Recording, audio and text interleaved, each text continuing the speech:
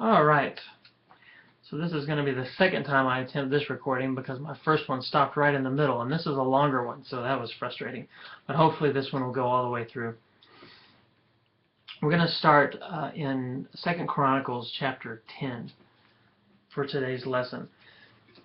But let me set the stage with what's going on and what the history of Israel is at this moment in time. In 2 Chronicles chapter 10, we're going to be talking about a guy called Rehoboam. And Rehoboam is the king of the king of Judah. He is the son of Solomon. He's the grandson of David, and he is in control of the southern kingdom of Israel. At this time, Israel is split into two kingdoms. The southern kingdom, which is Judah and Benjamin, the two tribes, and then the northern kingdom is the other 10 tribes, which is led by Jeroboam. So Jeroboam is the 10 tribes to the north. Rehoboam is the two tribes, Judah and Benjamin, to the south. And they don't have a very good relationship right now.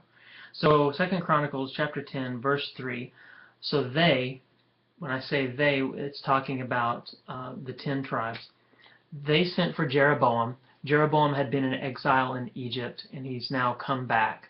And the 10 tribes, the northern tribes, have said, hey, we want you to be our leader. So Israel sent for Jeroboam, and then he and all Israel went to Rehoboam and said to him, your father put a heavy yoke on us, but now lighten the hard labor and heavy yoke he put on us, and we will serve you.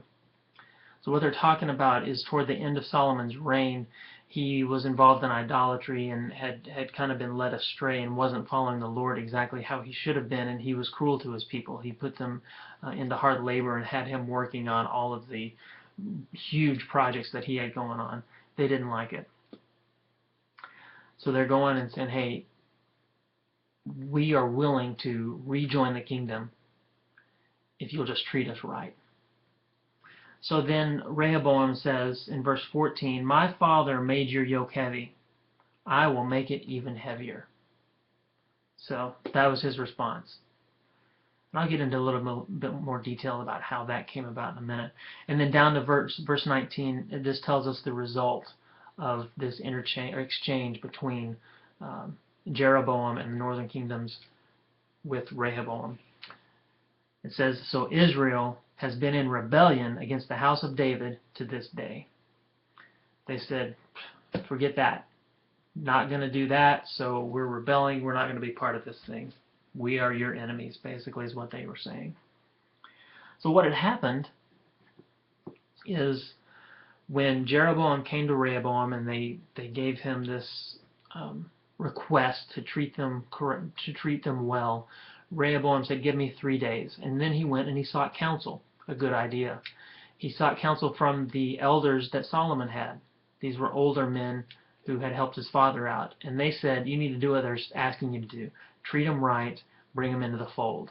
Then Rehoboam went to another group of counselors. These were younger men, people of his age, people who were trying to curry favor with him. And they said, no, you need to tell them that if they thought your dad was bad, you're even badder. Well, for whatever reason, he chose to go with that advice, and then, like we saw, the result was they said, no way, and they were enemies. The kingdom remained split. So what we see here is Rehoboam wasted an opportunity to rule over a united Israel. And there are a couple of leadership lessons.